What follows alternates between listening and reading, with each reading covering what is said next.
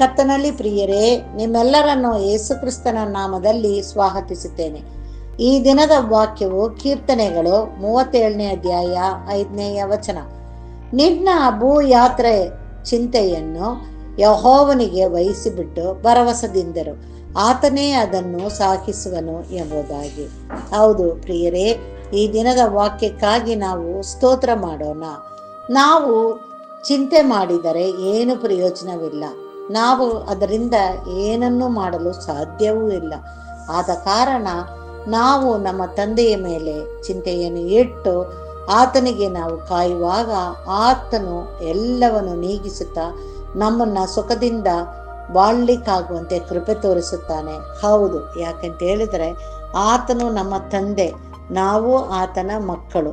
ಆದ ಕಾರಣದಿಂದ ನಾವು ನಮ್ಮ ತಂದೆಯಲ್ಲಿ ನಾವು ಬೇಡುವಾಗ ನಮ್ಮ ತಂದೆಯಾದ ದೇವರು ನಮ್ಮ ಕೂಗನ್ನು ಕೇಳಿ ನಮ್ಮ ಪ್ರಾರ್ಥನೆಯನ್ನು ಲಾಲಿಸುತ್ತಾ ಆತನು ತನ್ನ ಕೃಪೆ, ಕನಿಕರ, ಪ್ರೀತಿ, ದಯೆಯಿಂದ ನಮ್ಮನ್ನು ನಡೆಸಿ ಆಶೀರ್ವದಿಸುತ್ತಾನೆ.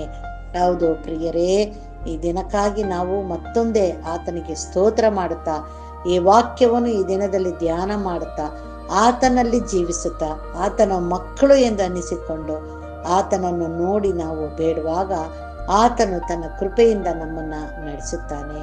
ನಾವು ಯಾವುದನ್ನು ಚಿಂತಿಸದಂತೆ ಆತನೇ ನಮ್ಮನ್ನು ಕಾಯ್ದು ಕಾಪಾಡುತ್ತಾನೆ ಎಂಬುದಾಗಿ ಪ್ರಿಯರೇ ಪ್ರಾರ್ಥಿಸೋಣ.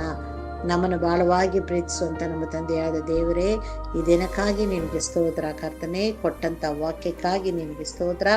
ಈ ದಿನದಲ್ಲಿ ಈ ವಾಕ್ಯವನ್ನು ಧ್ಯಾನ ಮಾಡುತ್ತಾ ಕರ್ತನೇ, ನಮ್ಮ ಚಿಂತಾ ಭಾರಗಳನ್ನು ನಿನ್ನ ಮೇಲೆ ಇಟ್ಟು ನಾವು ಯಾವುದಕ್ಕೂ ಚಿಂತಿಸದಂತೆ ನಿನ್ನನ್ನು ಪ್ರಾರ್ಥನೆ ಮುಖಾಂತರವಾಗಿ ನಾವು ಬೇಡುವಾಗ ನೀನು ನಮ್ಮ ಕೂಗನ್ನು ಕೇಳಿ ನಮ್ಮನ್ನು ನೀನು ನಡೆಸುತ್ತೀಯಪ್ಪ. ಅದಕ್ಕಾಗಿ ನಿನಗೆ ಸ್ತೋತ್ರ ತಂದೆಯೇ.